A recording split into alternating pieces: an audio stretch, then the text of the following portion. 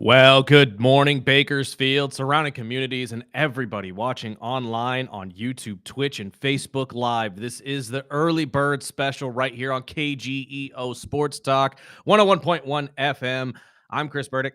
That is Sparky. Sparky, good morning, my friend. Good morning. What are they in for today, my friend? They're in for all sorts of things. We'll get into, WWE Raw last night, the last Raw before WrestleMania. We'll talk to our boy 24KG like we always do on Tuesdays at 8 o'clock. But before that, our buddy Jim Gillis from KRRJ Collectables will come in, preview the 30th annual comic book and collectibles show coming up this Saturday at Stockdale High School. And we'll talk to another buddy of the show, Chris Orr, at 8:30. And hopefully sometime throughout the show, we'll get to Burdick's wrestling profiles because happen. This is going to happen, dang it. Because we're going to run out of time if I don't. We got way too many wrestlers to talk about, way too many great talents. And if I don't start today, we're not Exactly. So you can call or text in anytime throughout the show, 661-842-2000, and disregard the old man bitching and complaining behind me. What else is new, man? Yeah, it's not like lanes are too big. Yeah, I know, right? He's talking about a show, or he's talking about news. It's about a week old. Too. Yeah.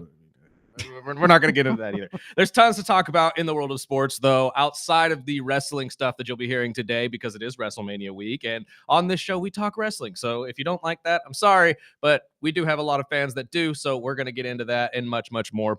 And on top of that, the NBA playing starts tonight. And who would have known the WNBA had a draft that nobody knew about? And no kidding.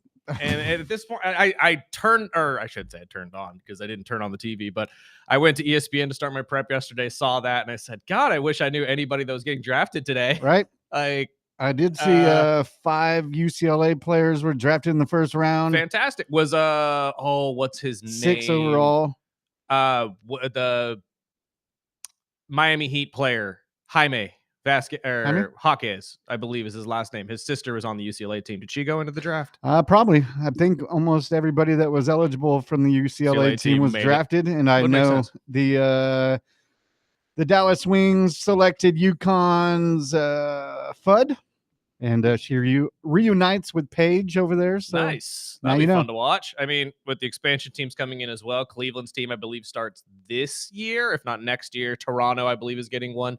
It's going to be interesting to see how the WNBA brings in some of these new stars and makes them a factor in the league because they desperately need more. They desperately need more eyes on the product. And when you get big name players to come into the league and actually play for you, that's what's exactly going to be coming to you. So now, I'm waiting for Juju Watkins to obviously make it to the draft. She doesn't want to until she has a full season again under her belt healthy. So we'll see what happens after next season and the USC Trojans, who hopefully will be vying for a national championship next year. But we will see. Before we get into the wrestling stuff, though, we do have to hit a couple other stories that went out yesterday in the world of sports. Let's start with the sad one.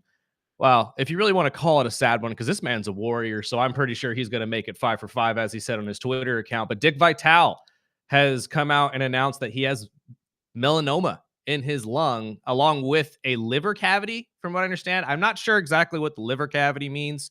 I'm not a doctor, so I couldn't tell you. But obviously, melanoma in the lung, that's another battle with cancer that Dick has had to go through. Dick has won against cancer 4 times already.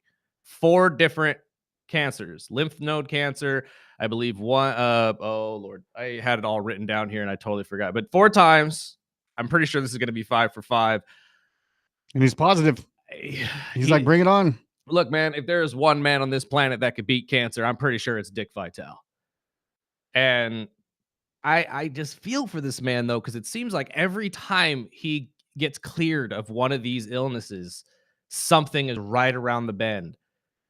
But college basketball would not be the same if it was not for Dick Vitale. If you are not a college basketball fan, you don't know this. Dick commentated the very first college basketball game to ever hit the ESPN airwaves. He has been there since literally the beginning of college basketball on ESPN. So much so that they even have foundations and tournaments and a whole bunch of other stuff named after this man. I would hate to see this be the one that obviously gets him. I don't think it is. He's going to go 5 for 5. Let's be honest. It's Dick Vitale. But hearing that he has melanoma again, I feel for the man. I really do. If there's anybody that could sit there and complain about some of the cards he's been dealt in his life, it's Dick Vitale. And yet he still goes on Twitter, he still goes on the internet, and like Sparky said, has nothing but positive things to say. He said, fantastic, bring it on. Exactly. And I love that. I love that about him. And we're all hoping and praying that Dick makes his 5 for 5 and we get to see him next season, hopefully in the March Madness tournament. I don't know why we don't put Dick in the March Madness tournament. He has not actually commentated a March Madness game, which is wild to me. The closest thing he got was the play-in part, and I believe that was last year. So I'm not sure exactly why ESPN, or maybe it's Dick's choice that he doesn't necessarily want to go into March Madness, but I'm sure it's all him. it has to be, right? I mean, if you've been with this company for this long, you are literally the voice of college basketball. I don't know how he's not. But again, it is what it is. We all hope and pray that this goes exactly the way the other 4 did, which is a 5 for 5 for Dick Vitale. And we see him back next year commentating the sport that he loves, and we all love to watch him commentate. The other story I wanted to hit, though, before we got to our wrestling stuff, we got an update from this Alec Bohm story, the Philadelphia third baseman who is currently in a legal battle with his parents after his parents allegedly siphoned money from his account that they set up for him in order to pay for stuff in their own lives, including sums of up to $3 million worth for bills and other things, apparently, allegedly, that these parents needed to take care of themselves. The update is, one, he fired his agent, Scott Boras, who apparently, from what he says, the parents kind of pressured him into hiring and firing his last agent when they disagreed with the financial advisor that was recommended to Alec. Because, and I'm not joking about this, the father, Dan, demanded that money would be sent from the LLCs money would be sent to the LLCs from the financial advisor.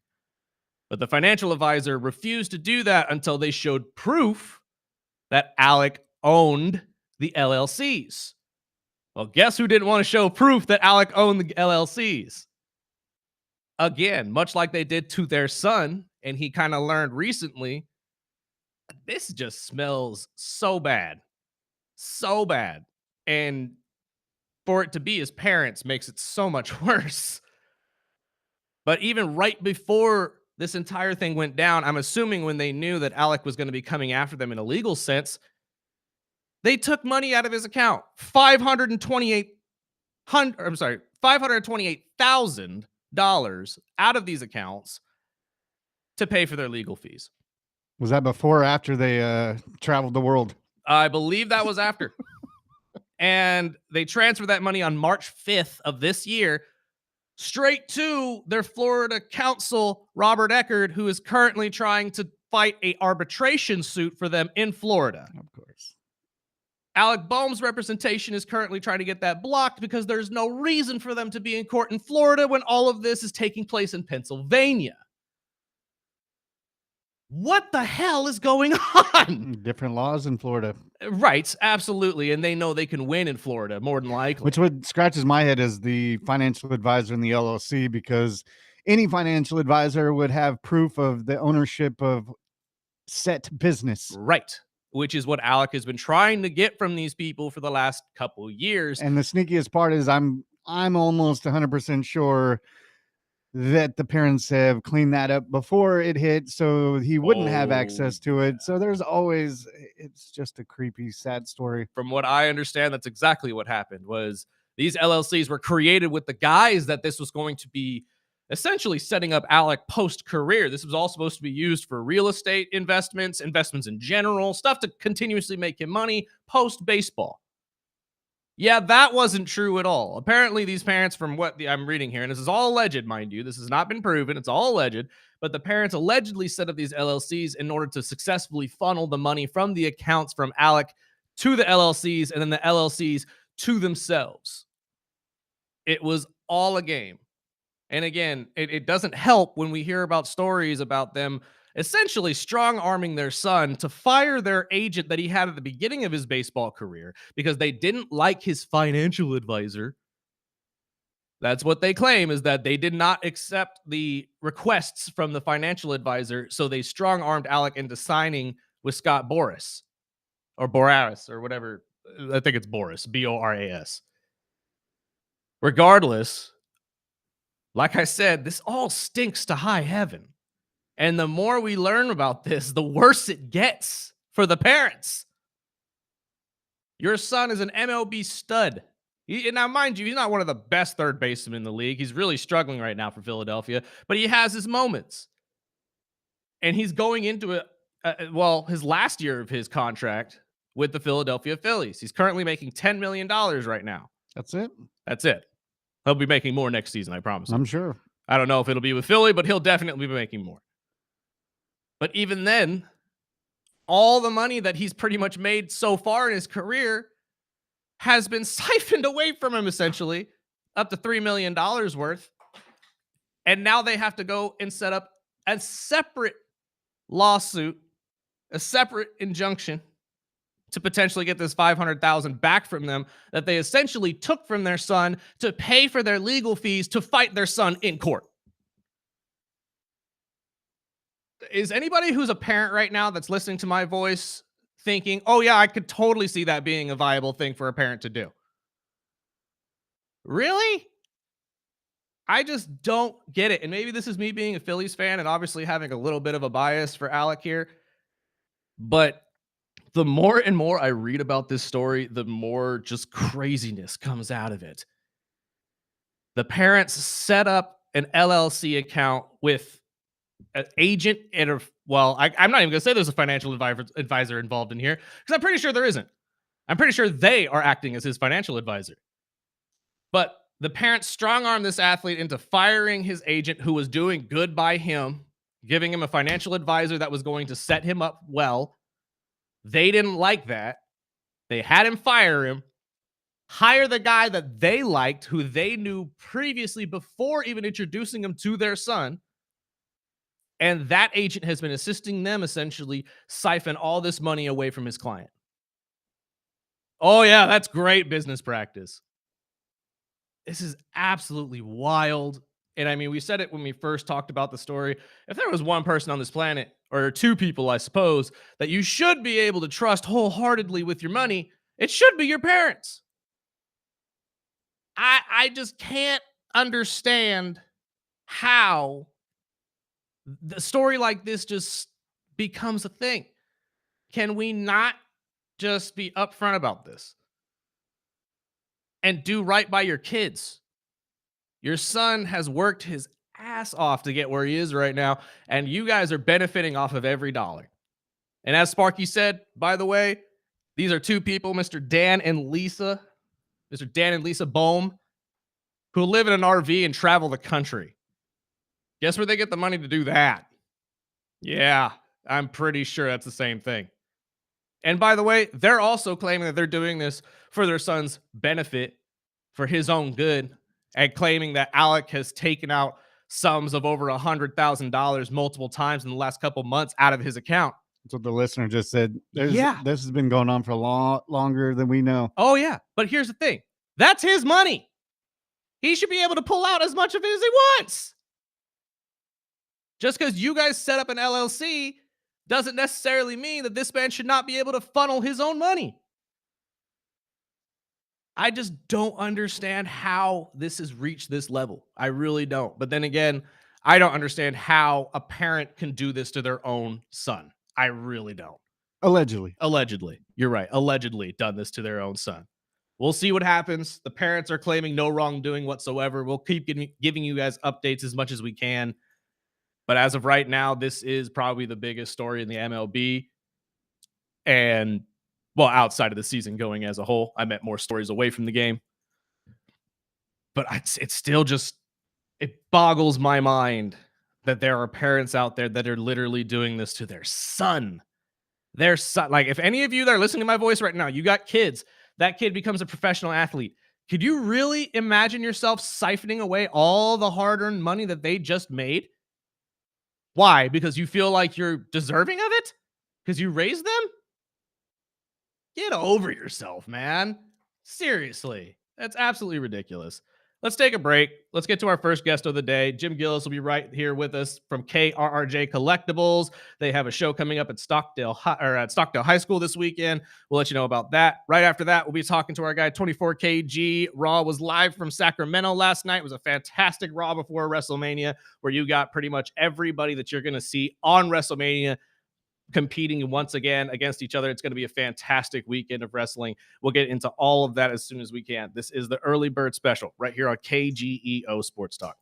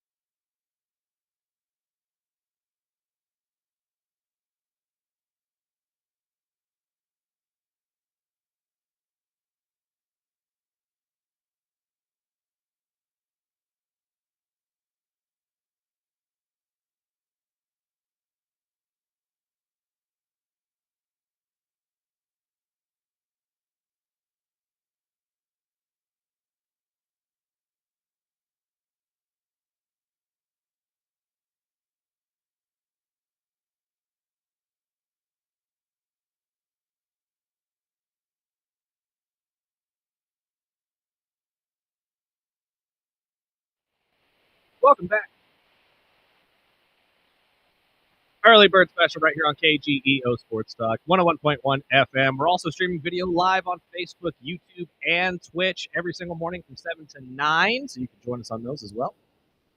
It's time to talk to our first guest of the day. KRRJ Collectables is here. Jim Gillis, good to see you, sir. It's good to see you guys. Long time no see. Right? What, about 4 months? Well, I mean, months? you've been incredibly busy with everything going on. How's it since the store closed? It's been all right. There's a lot of good things. Obviously, the bad thing is not getting to see everybody all the time. But one of the cool things is we do shows in town, so we still get to see some people. But I have no problem in that. I bet. We have a collectible show coming up this weekend, though, at Stockdale, right? Yeah, this Saturday from 10 to 4 as a free show. Anybody can just walk in and go to the show, which is awesome because that doesn't always happen. Right. It's at Stockdale High School. There's going to be a lot of really cool people selling things there, but there's going to be some special guests. Ariel, I said her name wrong. Ariel, who played one of the Jawas, is going to be there. Yes, she was one just of our here friends, for Chuck. MouseCon, I think is when she was here. I believe we talked to her a couple months ago. Yeah, she's been here. She's from here. So is she really? That I was unaware of. It's kind of cool. Her and her mother both play Jawas on Star Wars. That's awesome. So that's really cool. Leilani, your mother, is almost always traveling, but she's usually here. Probably be here in the summer again. Maybe it was her mother then. I'm pretty sure. I don't know. I remember one of them was here recently. They're incredible people, though. Really nice. It'll be nice because they'll be out there, and we don't know. We're hoping that at our booth, there's a chance we may have a couple of wrestlers by local wrestlers, but it's like leaning on the side of not showing up 50-50, but there's a chance because apparently there's an event this weekend in Vegas. Weekend, so we'll see if any of them are still in, because we try to help. I don't know if you've heard of Rodeo Pro Wrestling. Yep. Absolutely. We've had them on many times. Yeah, we try their stuff all the time. They're great. So, I love those guys. Showdown's been on the show many, many times. He's great. And I keep meaning to go down. I missed Rodeo Rush. I meant to go down there, especially when it was supposed to be right next door here before the weather permitted. Oh, yeah. I can't wait to unveil the belt.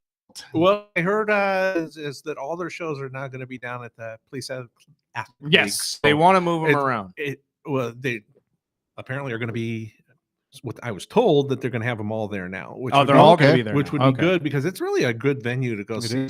And if nobody's ever seen this, as last year was the first time I'd ever seen a local event, it was just fun. I mean, just go and fun, or some local people that make you feel that you can get watching. These guys are flying through the air at 6'7". True. And these guys aren't Joe Blows, man. They've been trained by some of the best. They've been trained by Rikishi, who is a WWE legend. He's the father of about half of the roster at this point. Yeah. But, I mean, they have all put in a lot of work into the craft. And like Sparky said, we've had him on multiple times and had the belt even shown here for the first time ever, which was really cool. And if you haven't gotten a chance to go out or go check out Rodeo Pro, I'm glad they found a home. Glad they found somewhere they enjoy. It's a lot of fun. I enjoyed myself way more than I should have. Yeah. So it's wrestling. It's always enjoyment. And even my wife really enjoyed the show. She wants to keep going back and seeing them.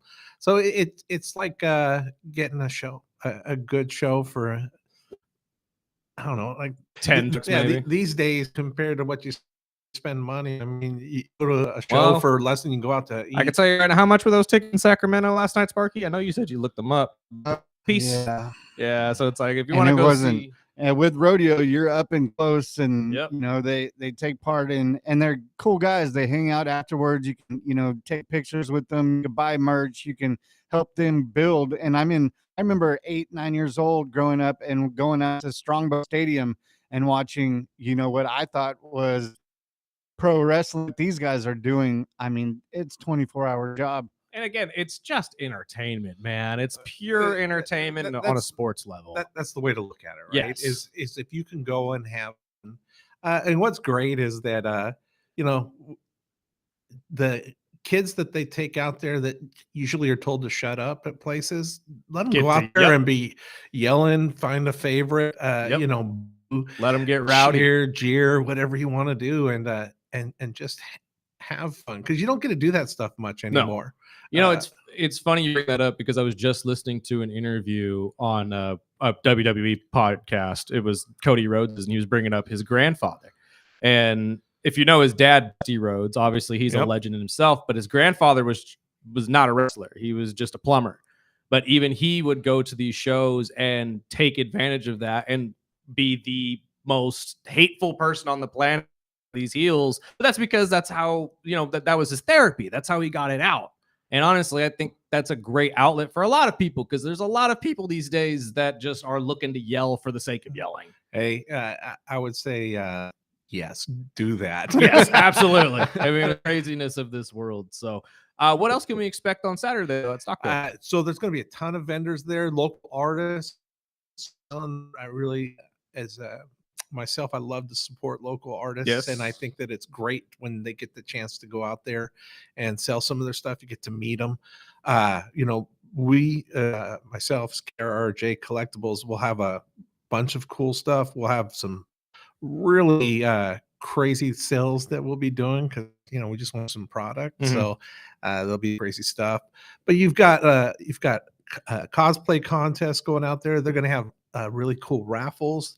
All the proceeds go to help Stockdale School. Nice. So you know, it's a good show in town. I would say it's the number 3 show of the year. Really? And you know, it's just a one-day show, and it's only for 6 hours, so it's not really long. Just come by, walk in. If you like it, hang around, check everything out. If you don't like it, hey, you didn't pay nothing to get in there, and that's the best thing. 10 to 4, right? 10 to 4. And also, if you like to dress up in costumes, come out in a costume. I mean, the weather's supposed to be good. It's supposed to be like a high of 80, 85 at the most. That's been beautiful these last couple days. No projected rain right now, which is nice, because you know, it is outdoor event. But it's a lot of fun. We've been doing it since they started it back up 4 years ago, and we love it. Love supporting the community and as much as we can in there, and hopefully make a few bucks on the side. And what all are you going to be selling while you're out there? I am going to have Funko Pops. I'm going to have blind bags. I'm going to have these new things, picks. I'll have some Gundams. I'll have some nice sports cards. I just happen to have a whole bunch of sports cards that I'll be having. In fact, that'll be one of my deals. Is every card that's going to be there is going to be $1. I don't care what it's worth. Yeah, 20,000. I mean, I've got a couple of rows. No, but you probably got a couple in there that are worth something. Could even be some graded cards there. I just don't care. It's just a buck to move them. That costs more than $1 just graded. No kidding. Yeah, even if you got them graded 30 years ago, it was $7 graded. So now I hear it's even worse. Oh, dude, it's I will tell you, if you got people that listen that want to get graded, you've got to look at those costs before you decide. It could cost you up to $4,000, $5,000, $10,000. I don't know exactly the ins and outs of it because I don't get them graded. I got a buddy over at JSA, and it is pricey. Is it? I would pick, select what you're really you want graded, because if you just pick a stack and be like, oh, send it and you get the bill, you might not get those cards back unless you pay that bill. And that's absolutely what I've been told as well. A buddy of mine does it on Twitch, and he'll do card shows and stuff like that live. But even he is told, I don't know how true this is, maybe you can tighten me up, but if it's over a certain grade, they get a percentage of whatever you sell that card for. No, that's not true. Okay, good. So this is how it kind of works with PSA. I kind of dropped. I've been doing cards for 50 years, right? So, but I don't really do them at all anymore because it's just a pain. I just happen to, like, for this event, I just happen to have a whole bunch of cards that I had at the shop, but I never sold. Make a lot of money on these things now, though. But how it works is that they charge you based on what they think the value of the card is going to be at the grade. Right. So there's a lot of I don't want to get in trouble or start a massive conversation, but there is a lot of problems with what's going on. PSA's got a massive issue where they're regrading cards after they buy it from somebody. Yep. So they'll tell you that it's the PSA 9, like $2,000. I got to from pay you your and then turn around and make it a 10. your $300 fee, and they're like, oh, but we'll give you, $1,500 for it, right? And you're like, oh wow, I'm gonna get $1,500, but then next thing you know, that card's now a 10, and it's They getting turn put around on and there. sell it. That's ridiculous. I could go stories like that all day, but yeah. I know a guy who sent in a card, and it's great that you would send in a card and it would come up at a grade that they're saying you owe them $10,000 for grading it. But at the same time, you're going, what if I was just grading this for my personal collection? Right. Like, And you're just, there's no guarantee of what money you're going to get out of it. That's Right. the problem. And anybody who's done sports cards or even followed sports like you guys have, Mhm. You guys all remember Todd Van Poppel. Well, you guys don't. You're too young. But we call it the Todd Van Poppel. The 90s was our junk wax era. right. Mhm. And oh my gosh, Todd Van Poppel cards were worth so much money. Now you can find them in the penny bin because They're he never common. did anything. Yeah. You just don't really know unless you've got like a guy like Michael Jordan, or you got a guy like Kobe, you got a guy like Ken Griffey Jr. These guys are done. They're Right. things done. You just hope that they never pull something stupid and OJ it. Yeah. So And I mean, I remember silly cards that would go up in value, and it was common cards. I would go through a pack and throw them in the common stack, and then there was like a Fleer card back in the day with the basketball where the Mendez brothers were sitting in the crowd, and it just happened to be on a card, and I was card like, is still worth like $20 a piece. Yeah. Right. And with a 50-cent pack of cards. It baffles me when I look at some of these Pokemon cards that these kids are selling. I'm like, I had that one, I had that one, I had that one, and all of them got given to somebody because nobody believed they'd actually be worth a damn. I will tell you, having bought my kids original Pokemon cards back in the day, we had this was, gosh, long time ago. I had 5,000 count boxes full. Wow. And somebody, we had a yard sale when we lived down in LA, and someone just Clean. a relative came in and started just selling stuff. I didn't even know what they were selling. Oh. Found out that they were all gone. You're talking like 2 5,000 count boxes of commons and other stuff. None of those are worth nothing. Those 5,000 count boxes now are probably worth about 10,000 a piece. At a minimum. There is a story that I saw, and again, this is just the weeds here a little bit, but there is a specific Pokemon card that this kid has been buying all the common ones around the world. He's got almost every single one of them, and now he gets to mark up price for every single one of them, and it's one of the most common cards ever created. Yeah, and that happens. Like, great Pokemon card story. My daughter's boyfriend went and bought a pack this last week and opened it up and pulled out like a card worth $800. Wow. Now we were talking about grading, and I'm like, well, hey, if you want to grade it, you got to look at what the cost. It's going to be at least $100 to grade it. At least, yeah. And that's where your problem comes in, is that if you got 300 and then you end up getting the 10, are you PC or are you, and if people don't understand what PC means, personal collection, or are you going to go and sell it? I mean, it's like, well, if you've got an extra $300 sitting around and you don't really care about, then man, not a big deal. But if you're like me, $300, that's a lot. That's a lot of money for some people. Yeah. How many slices of pizza can I buy with that? Not very much. Not very much these days. But yeah, I'm the same boat. But I PC everything, and then I'll go back and I hide them from myself, because I'll go on there and I'll see it going on sale, and I'm like, I've got a couple of those. I should sell it now. Well, that's what I was just about to say. Sometimes you can hold it and then it just doubles in value time. And it's over things like you OJ thing. Yeah. The sad thing is, just like anything when you collect, they go up in price when they die, when they're in the news, or something crazy happens, that's the time to sell them. But absolutely. I personally have just, I either trade them, or only time I'll buy collectibles is when it's going straight to my collection, and I'm not selling, because I a couple years going through, signed memorabilia, signed stuff, and it's fun, especially if you're a collectible collector. But you get into that a sudden you start seeing how much money you've been spending, and it turns into a hobby. You got to have a second job to cover that hobby. It gets crazy. These days, we're gonna have to take a video or a picture of all of the stuff you have collected over the years, because I have seen it firsthand, and it's pretty dang impressive. A lot of it is locked up in storage, because I'll spend hours and hours, and you start to clean up, and 6 hours later, I haven't got this. You put of it. You put your stuff in storage, and people get it. You got to pay for that storage every month. And after a year, let's just say you're lucky and you get storage at $50 a month, if that, you know, and you know, at the end of the year, you got $600 in storage. Let's say you have 100 items in there.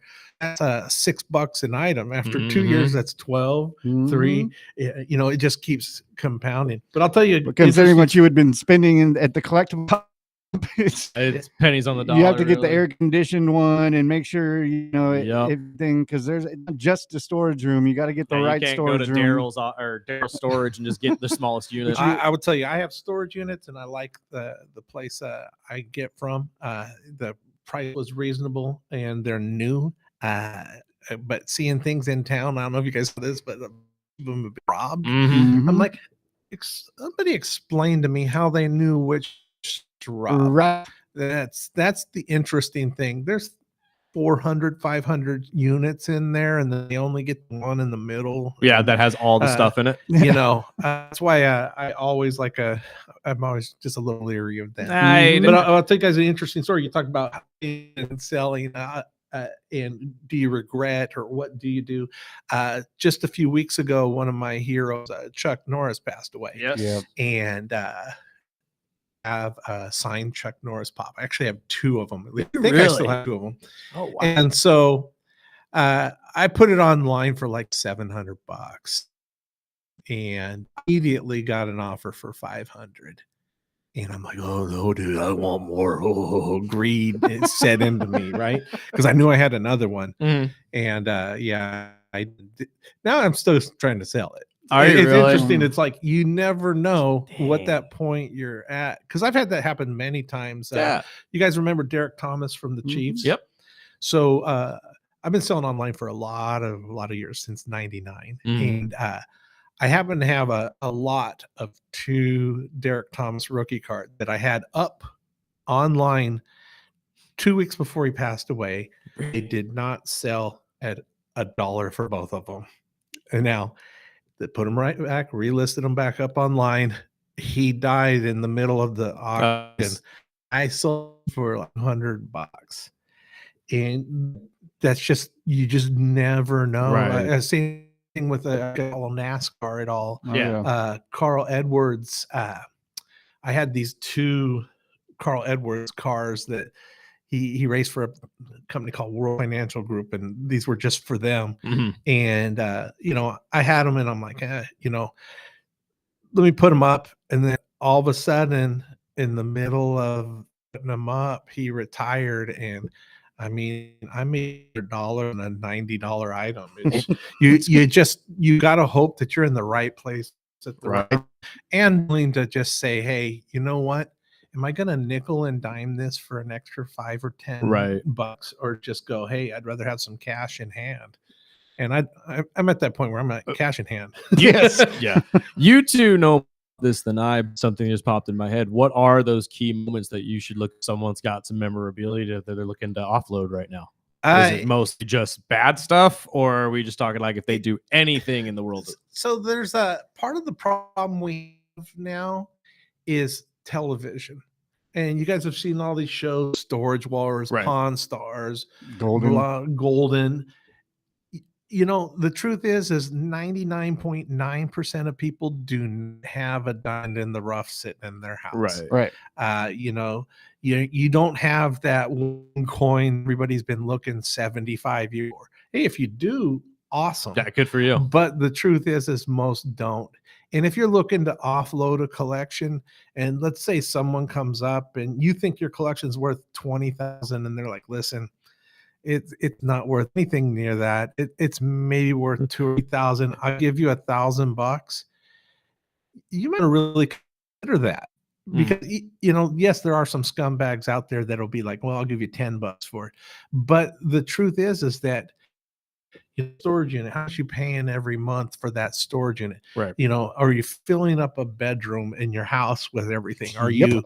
Is your garage full of everything? Can you if you can get rid of everything in one shot, don't be greedy. Just get rid of it. Mhm. And yeah, hey, if that guy puts in 800 hours of work after that to turn $1,000 into 10,000, he's putting in all the work. Yeah, good for him. That's what a lot of people forget. They think that they should get the full amount. I don't know if you guys ever watch Pawn Stars, but watching those people, I want 10,000 for all. I'll give $2,000. Right. Well, the expert said it's worth 5, but I want 10. No, dude, go bye. Right. Right. It's a business. And I mean, I've always learned after a couple burns that I'll only deal with business with people that I could trust. Yes. And I understand the business side. They have to sell it. They have to make money too. So why? I mean, I remember going through Beckett's over the years. Oh, this is worth $125. Give me $125 for it. No.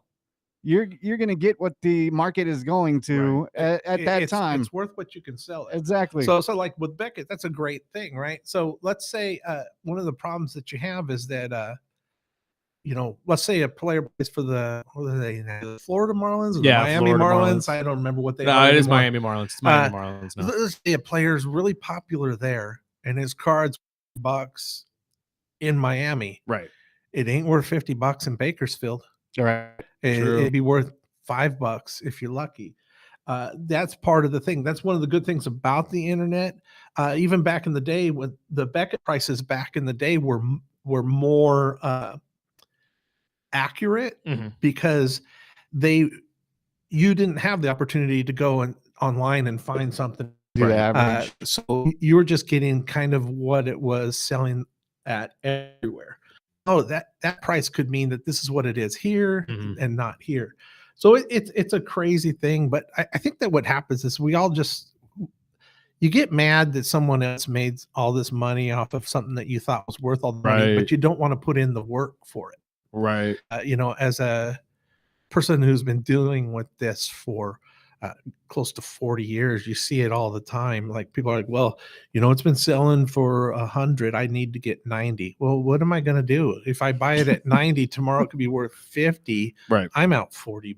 Right. If you want 90 for it, go sell it yourself. God, it's such a tricky world. And figure out those eBay fees, which are almost 20%. Especially with autographs. I mean, dealing with autographs, everybody, you can't trust everybody, and everybody now that with the internet, you make sure you got, proof of the signature. There's a lot of social media pages or groups that they sell merch and they'll do like an auction. I would get lucky with they would have, $1,000 item and 10 people pay $100 for a number. They randomize a number and then you get it and there's no proof of the signature and then you're out. Yeah, it's only $100.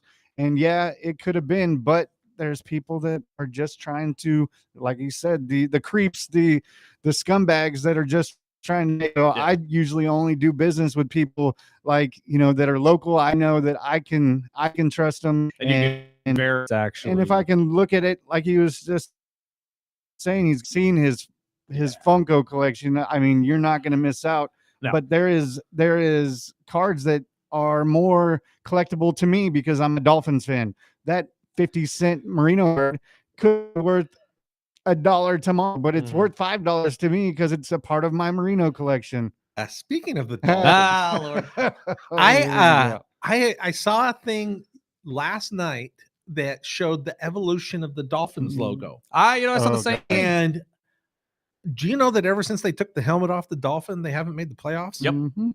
Put the freaking helmet back on the Dolphin. Go back to the old 70s. That's the one. I mean, it wasn't a bad logo. You guys changed it. I know I wanted to modernize it, but it really wasn't a bad logo. But it's weird that the helmet came off Dolphin and they stopped making the playoffs. You pissed off the football god, Sparky. That's what it was. It was when Stephen Ross bought the team. He wanted to change up everything. But that's the thing. Looked at logos and they've simplified all these logos. They look like garbage now. Yep. Most of them. It's like you're just like, you had some artists actually create this logo before. Now you've got this logo that they paid $100 million for. That someone just made. I made it in Photoshop in 5 minutes. Right. And, let me just change the font. And, there are some great people online that I've seen make custom ones for some of these teams, and they look awesome. And it's like, see, why can't we get that? And I'm happy with mine. My Falcons have a fantastic logo. But you hated the jerseys. The jerseys are awful. They're ugly. You don't like the new all red? Oh, man. No, see, now I'm a 49ers fan, so everything's got to be red. That's fine. But at least you on the shoulder pads. Ours are literally just a red shirt with a white number. That is lame as hell. And I've heard everybody say the same thing. Where's the black one? Where's our black jersey? The problem is that I actually read a lot about this last few weeks after that came out, was that a lot of people are like, we want the blacks back, but hate the Raiders. We'll make mainly black with red stripes. Yes. Put those inspired. How awesome would it down the side red and white stripes, like white stripes on the outside of red, just make some awesome stuff. Honestly, you could make the jersey look exactly like Oregon's and I wouldn't be I really wouldn't care. But the fact that you took away the black jersey from me just bugs me. We are not the Cardinals, we're the Falcons. We're supposed to be black and red, white and red. Yeah, it's really especially since a Falcon is Falcons are the gray, grayish. But there's blackish, grayish brown. If you guys came out with like an actual Falcon colored jersey, that would be awesome. Before we let you go, what are your thoughts on going around the internet right now that every team should adopt one color scheme? I don't like it. No, I'm gonna be honest. Or every city should have the same color scheme, kind of like. Oh, that one. Oh no, sorry, that's what I meant. That one's garbage. Absolute trash. I mean, if all three teams were there, okay, but let's be honest.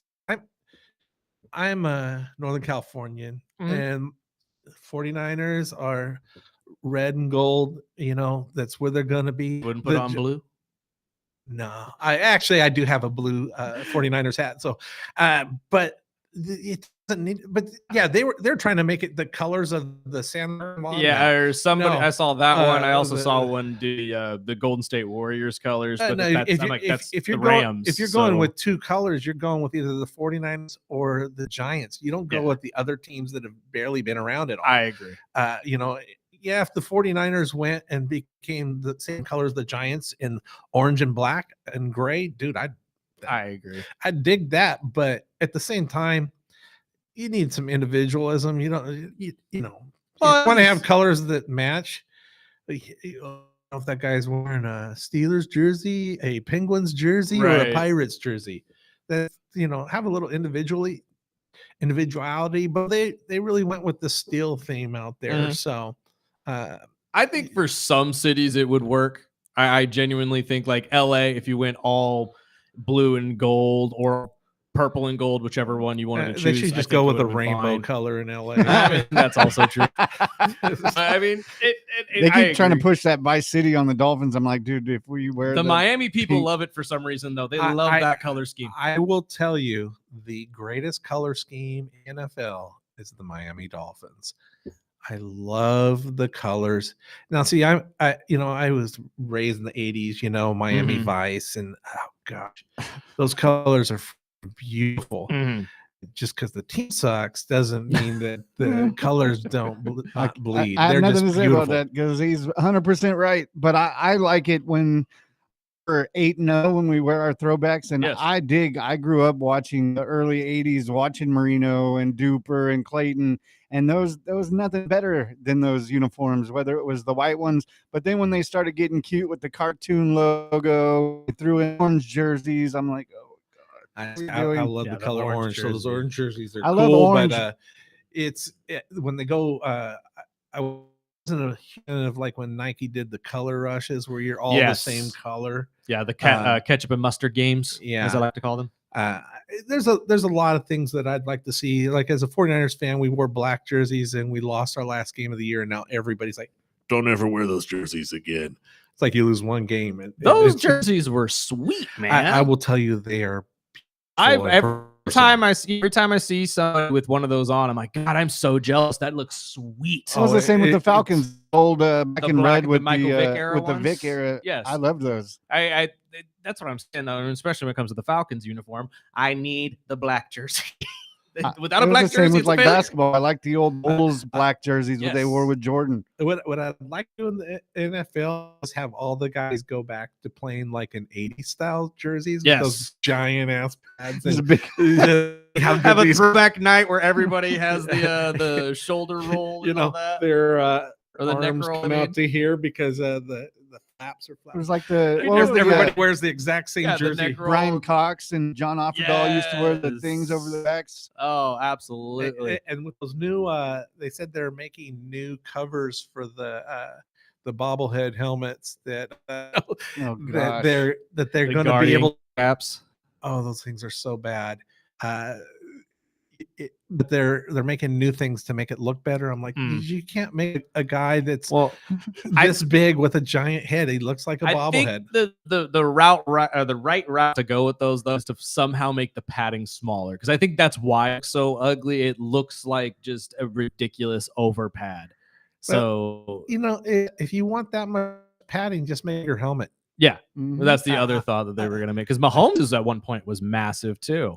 Yeah, I just look at them like when I see guys with big cornrows and stuff underneath their helmets, and I'm like, dude, you know, your helmet's not fit on your head right, because it's just sitting up there, and that's why it always pops off and he gets hit. Right.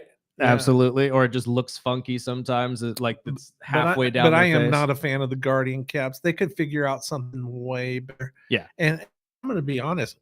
Does that make them slower? That I'm not 100% sure, but that if you're definitely more top heavy, that is 1,000% sure. Sir, thank you so much for your time. Hey, guys, one more time, Saturday at Stockdale High School, 10 to 4. Free admission. Go check out. KRRJ Collectables will be out there, plus many, many more. And all proceeds go to Stockdale High School? Well, all the proceeds paying to be there, and the raffles that they do. So make sure if you do go and you see some stuff in those raffles, get some raffles. Absolutely. Get in there. Sir, thank you so much for your time. We appreciate you guys having me. We got to take a break. We got to talk to our guy KG on the other side, talk all things wrestling. This is the Early Bird Special. We will be back in about 5 minutes.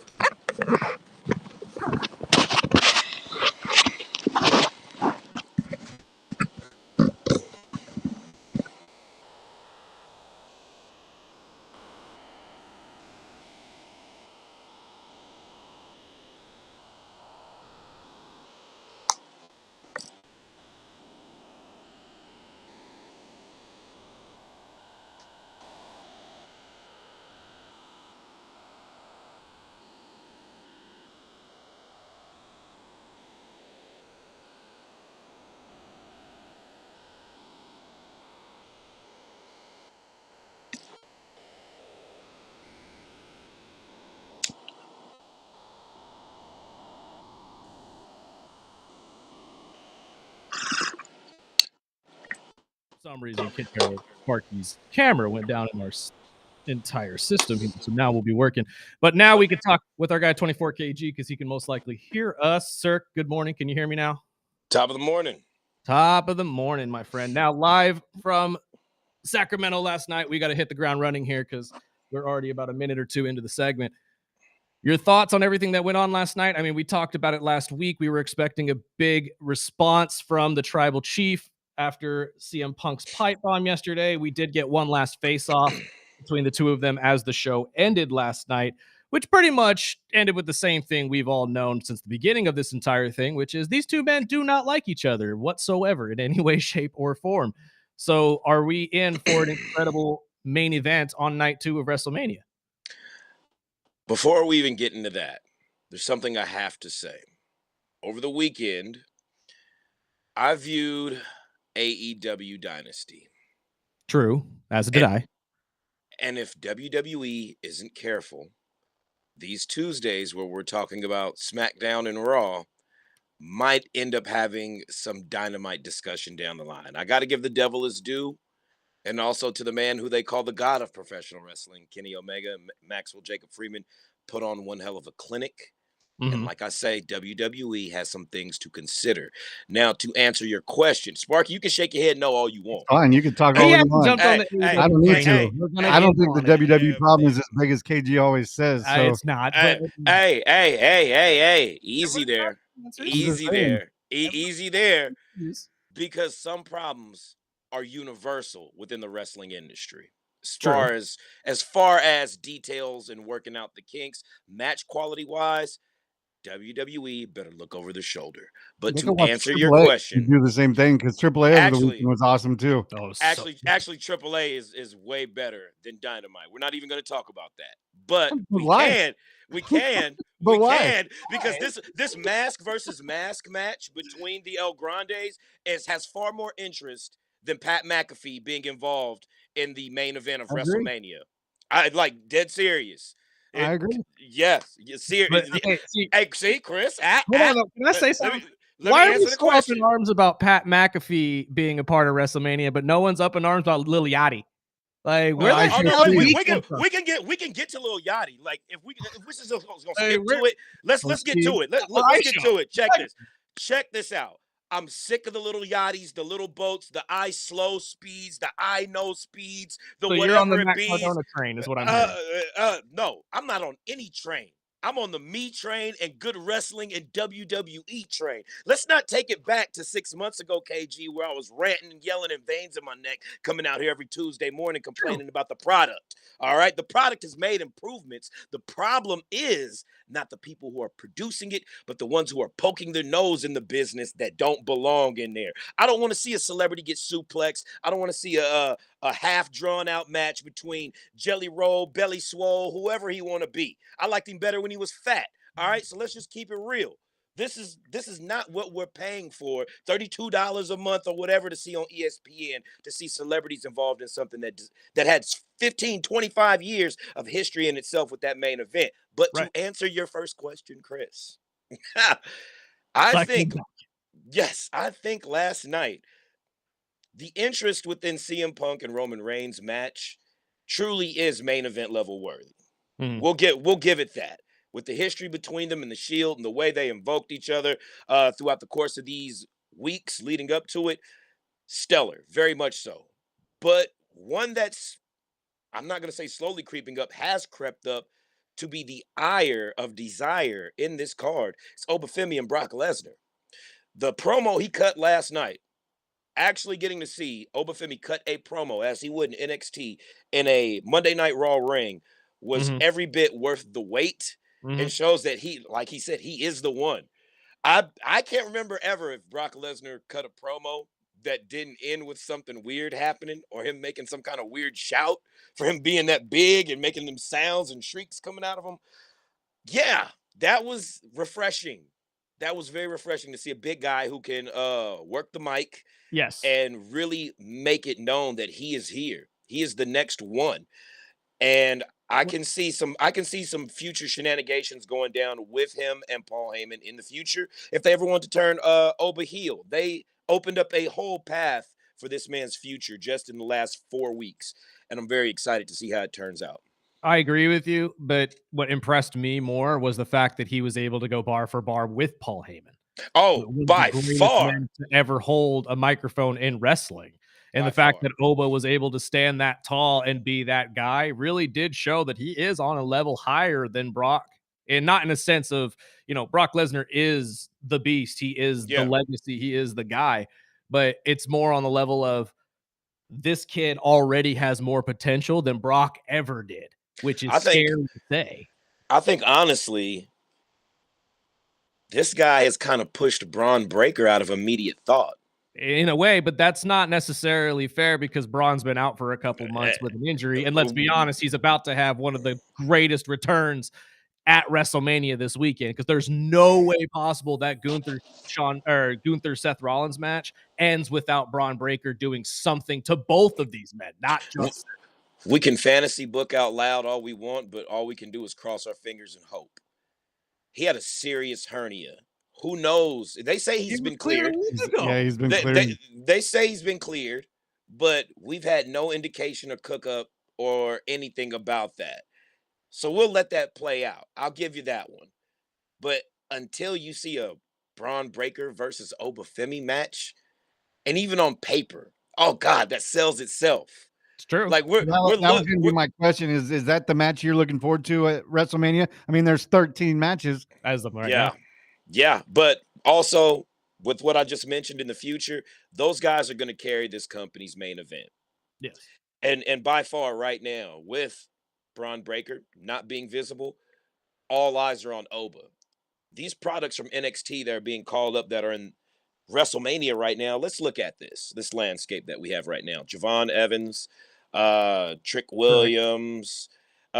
Pretty soon we're gonna see my man Tony D on this main roster run through everybody. You mean the first ever NXT Grand Slam champion? Oh, you mean the reincarnation of Bruiser Brody? Yeah, this guy, yeah, the Italiano. I love him. He's nothing to play with, but he's serious. He's coming in very serious. So, and so forth with that. Even in the women's roster and whatnot, we're seeing a great crop of talent really start to take over. So, in essence, hopefully this makes it to where we don't need as many of the celebrity appearances.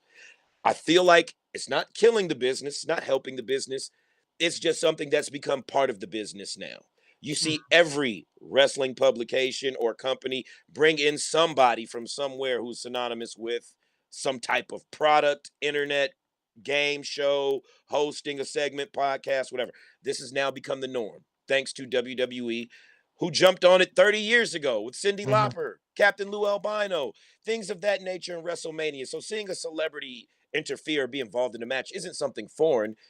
It's just how it's done can either rub fans the right way or the wrong way. And I don't think we want to be rubbing fans at all these days with all the hygiene jokes and people being weird about stuff out there. But you get the phrase of what I'm saying. You know what I mean?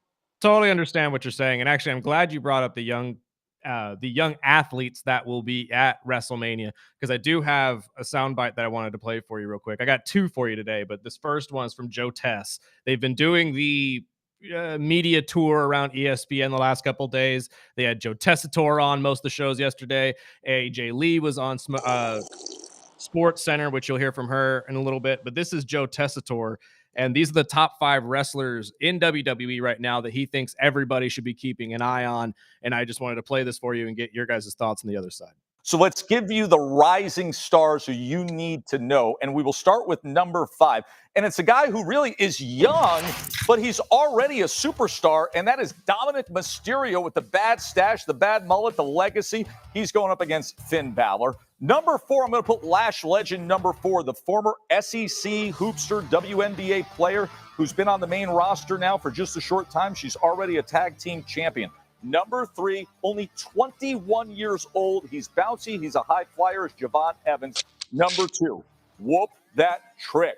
Tricky 2 times. Trick Daddy. Trick Willie. Trick Williams, former SEC football player. Dynamic. He's fighting for the U.S. Championship. And the rising star of stars, and you will find out this weekend, is Obafemi. Obafemi. Stephen A., Look at this guy willing to step to Brock Lesnar. Who in their right mind is willing to step to Brock Lesnar and take it to him? Obafemi fears no man. Absolutely. And we've already talked about 3 of those men pretty much when it came to Javon Evans, Trick Williams, and Obafemi. But one of them that we haven't talked about, and unfortunately she's part of one of the more Snorefest matches, in my opinion, this entire weekend, and that would be Lash Legend with this entire women's tag team 4-way that they're going to be having. What do you see from her and her career going forward? Because she's also one of these women that desperately needs a push outside of the tag team division, in my opinion, but she's going to get a hard push in the tag team division with Nia for the foreseeable future. Almost definitely. They're going to go ahead and, break them in to the business. Right. Get that essential WrestleMania nervousness shed off of her. But long-term prediction in the business for a Lash Legend, seeing as how they're teaming her with Nia Jax, another powerhouse, I think the lesson here is to work safe.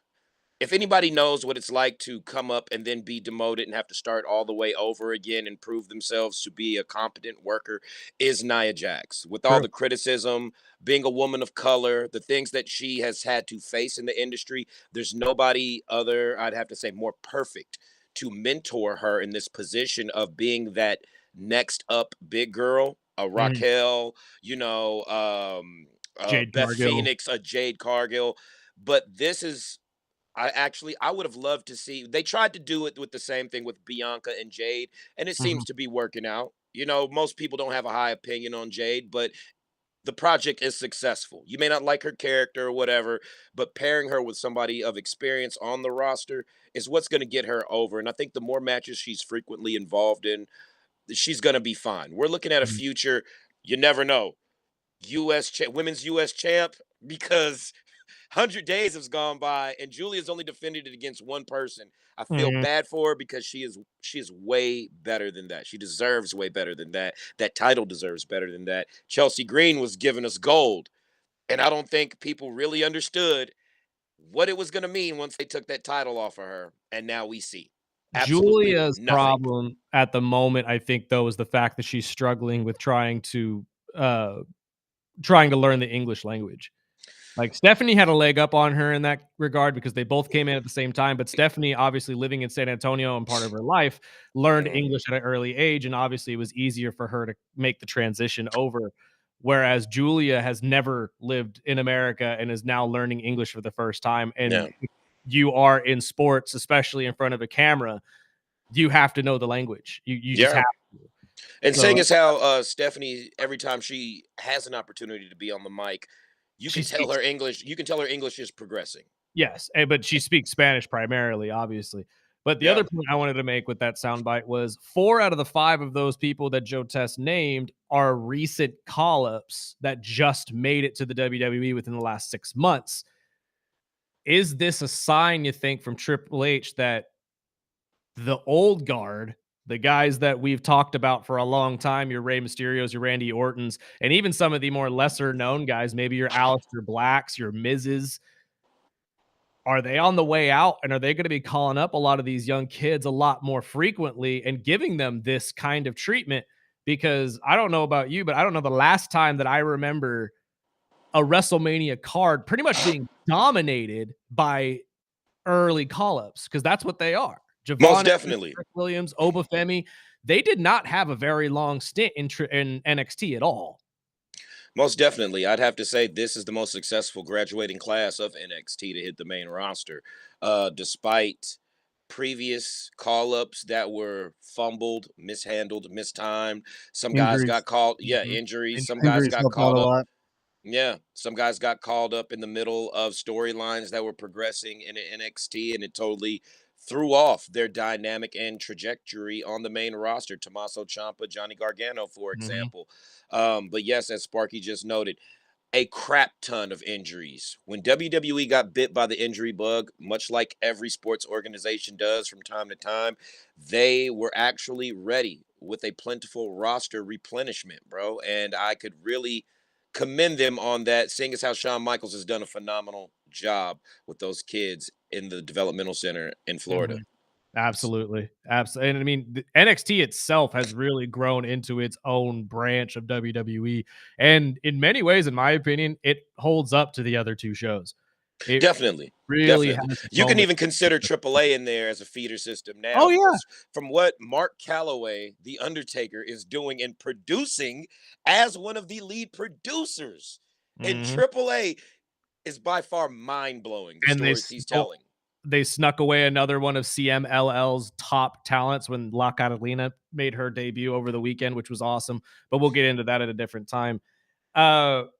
This entire WrestleMania card, though, is really shaping up to look pretty dang good. I know we were talking about it the last couple of weeks that we needed it to be good in order for the product to really get back on its feet of where it was this time last year with The Rock coming in and everybody really reigniting their love for wrestling with all of these crazy storylines we were going to get at WWE. What storyline do you think, though, that we see going into this is going to live up to that hype? And it's going to give us the same ending that we got last year this time when John Cena was hoisting up that title. That was different. That was John Cena, number 15. I mean, number what, 17? Yep, never seen 17. To Now we might see Randy. Randy do the same thing with 15. Look, Spark, you want to get him first? Yeah. You want to get that one first, man? It's possible. I'm just saying they did it last year. What say they don't do it again this year? And unfortunately, obviously, Pat McAfee and Jelly Roll will most likely be on the sideline through the entirety of this match, but we'll see how that all shapes out. Sparky? No. He don't want to touch it with a 10-foot cattle prod. So let me just go ahead and get my hands dirty, okay? I'm so disappointed in how WWE has fumbled the night one main event of Cody Rhodes. And yeah, give me a sound effect. Give me something. Is he gonna walk away? No, he's trash can. He's from just disgust. he's eating his breakfast right now.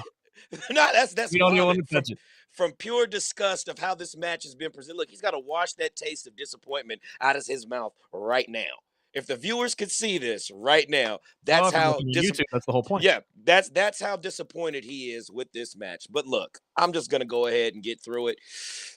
The celebrity involvement from the angle that they are disrespecting themselves on, as far as storyline wise and the business this and tickets not selling that, never needed to happen. This could have been agitated from the celebrity point of outsider versus company business. Randy, Cody, company guys that have history with each other. They could have done this about betrayal, a blood feud, involved each other's families. This thing could have flipped totally with Cody being the aggressor and saying, Randy, you're not that guy no more. You got kids, you got a wife. He's showing up to Randy's house doing the crap to Randy that Randy used to do to people. This thing could have went so many different ways. I'm over here fantasy booking, but the reality is we have what we have. It involves sponsors. The mat is so covered with sponsors. Guys are slipping around and twisting their ankles. We are at a different WWE right now. So the celebrity involvement is going to disappoint a lot of people, including myself. But we can't negate the fact that this match has built-in history. What I think we're going to see a rubber match happen at SummerSlam. Backlash. Something's going to happen to where this thing isn't over at WrestleMania between Randy and Cody. We need fresh feuds, if not historically standing feuds, things that will overshadow maybe the lesser known title defenses that Cody has had along the way. Maybe they exchange it and hot potato this thing and get Randy to 16 and then call it quits. Because didn't Flair have 15? Isn't that where that was? Yes. And Flair's had a problem with John Cena breaking his record. You know, he gets drunk and goes on Twitter and has his little rants and craps himself at a local Florida bar and all these things happen. And, you know, Ric Flair will be Ric Flair. But I think the real jewel of this whole treasure chest of WrestleMania possibly might be CM Punk and Roman Reigns saving the day with the promo that was cut over the last few weeks, but especially last night. You think last night was better than the pipe bomb the week before? Oh, no, I think they're all equally having their place. And as time goes on, we'll look at the different nights leading up to it as like, yeah, that one cut some teeth right there. But I felt the apology should have came sooner, but nonetheless, it was not mistimed. It was not misdirected. These are two masterclass MCs when it comes to cooking the fans' ears on the mic without even having to put a hand on each other. So the fact that Roman dropped the PSA earlier in the night really was the perfect setup. It was like a lob for Phil just to come on down, Shield entrance style, through the crowd, mess with his head, and not yell at him, but talk to him like a young boy, which was really like, ooh, crap, man. Roman had to say what he had to say, but did Phil tell any lies? Not one was told. Well, actually, I don't know, because again, Roman highlighted many of those lies. Wait. Yesterday. At the end, though, of his promo, where he said it won't be end still, it'll be end new. Perfect ending to that. Send them home with something to clamor about and whatnot. And I'm pretty sure they said something else once they went off air. We're never privy to this, but it'll circle the internet drains, and we'll see it come up in the wash the next day. Nonetheless, I really feel like there are some aspects where people are going to be disappointed in WrestleMania, but it won't be on the match card quality. It'll be from the viewership perspective. You've got this spread out on ESPN 1, 2, and whatever, and how do you do, and from Timbuktu to Kalamazoo. We just needed to be in one spot. So now that you see ads for Disney Plus, Hulu, ESPN, WrestleMania package, nonetheless is bombarding us with the commercialization of what WWE is now, and it's kind of taking away from the magic of WrestleMania weekend. Hell, we're 2 weeks behind usual schedule. Technically, yes. It should have been this past weekend. Yes. So I think what we're experiencing is pre-WrestleMania burnout before it's even here. Usually we're done with this. Traditionally, we've been trained, we've been accustomed to having it a little bit earlier, but since the new schedule, PLE this, change here, network affiliation that, we're getting it now. Maybe that has an effect on the product long term and how they're stretching out storylines, but we'll see how this thing goes. Nonetheless, also I want to address the rumor that I think we're for sure not, let me pull this up. I think we're for sure not getting WWE in Riyadh next year in Saudi Arabia. Oh, they pulled that. We're not going to be having, I thought it was supposed to be in WrestleMania Riyadh. Saudi Arabia, Riyadh, however it's going, they're saying WWE has all but officially pulled out.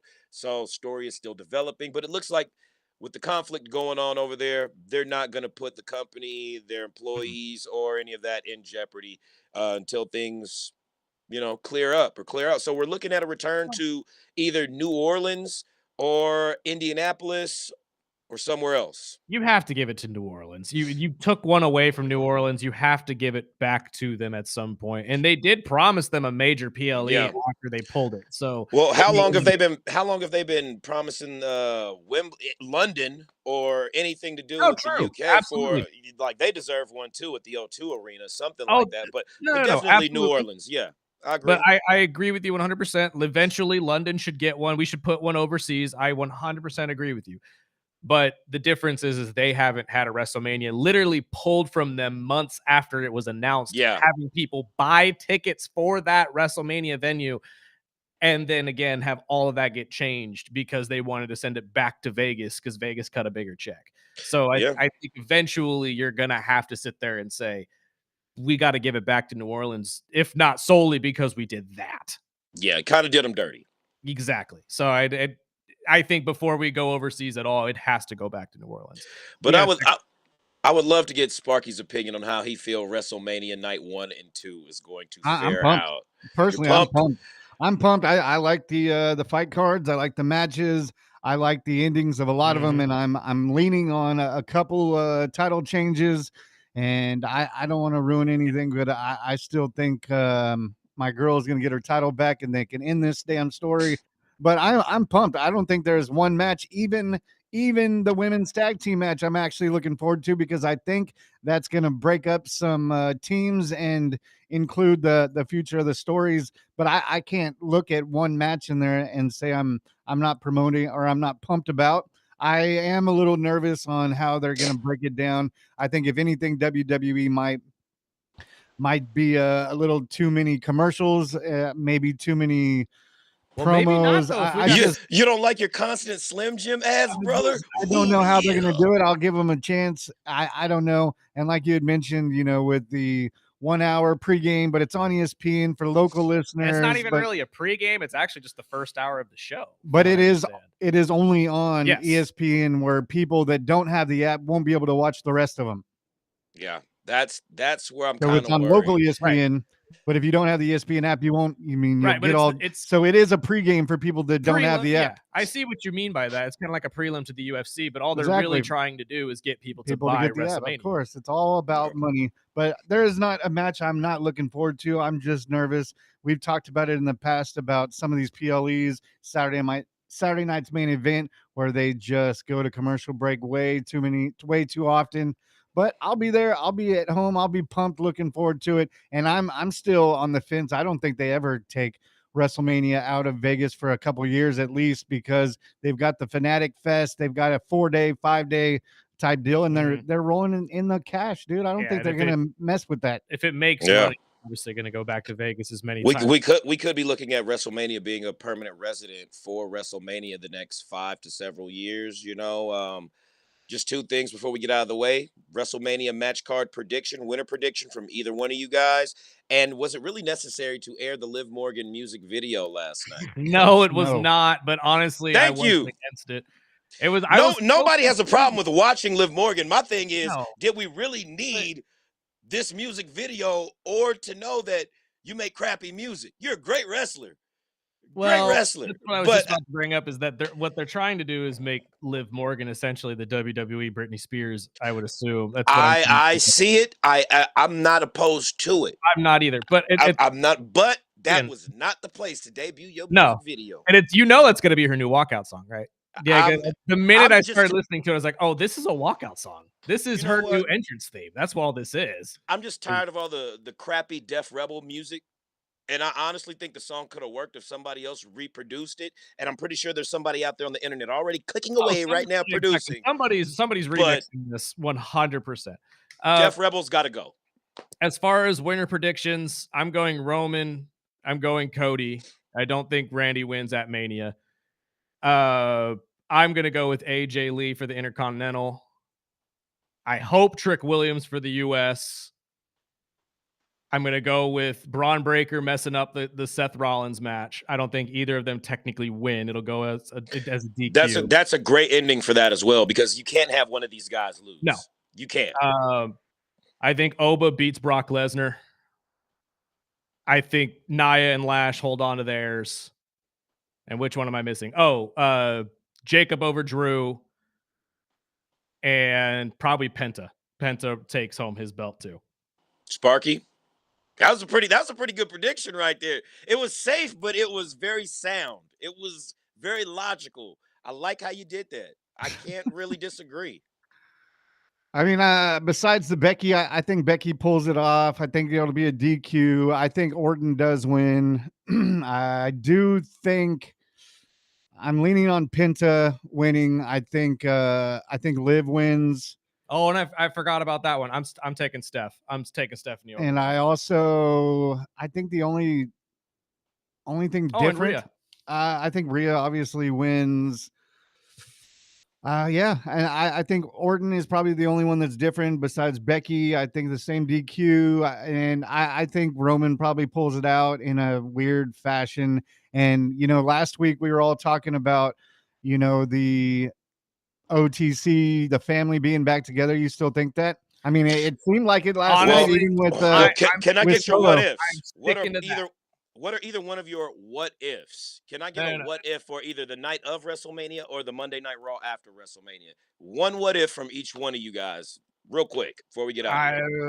What do you mean by a what if? Like, what if The Rock comes back? What if The Rock shows up? What if we have some type of? No, if Rock was going to show up, he would have showed up already. I think that's a little bit too much. If there is any what if, I'm thinking it's what if the Bloodline get back together. I think night 2 legitimately ends the way I said it a couple weeks ago, which is the Usos, maybe even Sami Zayn, whomever Roman wants. It could be Jacob. They could call Jacob in instead of Sami, since Jacob will be at WrestleMania too. Tonga, yes. Tonga. Yeah, it could be any of them. But I think at the end of WrestleMania night 2, you're going to be seeing the Bloodline once again back together as Roman hoists that belt and they fire off the fireworks, because that's big money. That's WWE money. And CM Punk has been setting it up for that exact thing. He's picking a fight not just with Roman, but with the entire Samoan family, and that is going to get him killed in a wrestling sense. I do think I think The Rock shows up. I don't know how or when, and I do think Oba probably loses this one. I think it's too early to just push him over on Brock, but I think it sets up match 2 where he actually wins. Yeah, that would be interesting. Maybe we get a triple threat for Brock's retirement I match. mean, it'd just be him silly to cut Gunther. that so short. I Yeah. mean, because this one's cooking. It really would. Honestly, Yeah. the more you're right, the more this storyline like builds itself, the more I want to see more of it. So maybe you're right. Maybe that's how it ends, but we'll see what happens. Sir, thank you so much for your time. We appreciate you as always. And I believe me and Sparky have been talking about it, but we're going to get the 3 of us together and we're going to watch this thing at the same location and possibly stream it for anybody who wants to join us. Now, obviously, we can't stream the actual video of WWE because we do not have the licensing, but we can obviously watch it alongside you guys as a watch party, and hopefully people will enjoy that kind of a thing. So we'll talk more about that and pump it up on our social medias. But Definitely. Sir, thank you so much for your time. We appreciate you, and we'll talk to you next week. See you guys after WrestleMania. Absolutely. We got to take a break. Chris Orr will be on the other side. We got some things going on at Bakersfield Lacrosse that he wants to pump up. And then we will get to these wrestling bios and break down who you will see this weekend at WrestleMania 42. This is the Early Bird Special right here on KGEO Sports Talk. Sparky got to go wash his mouth out from all that AEW talk.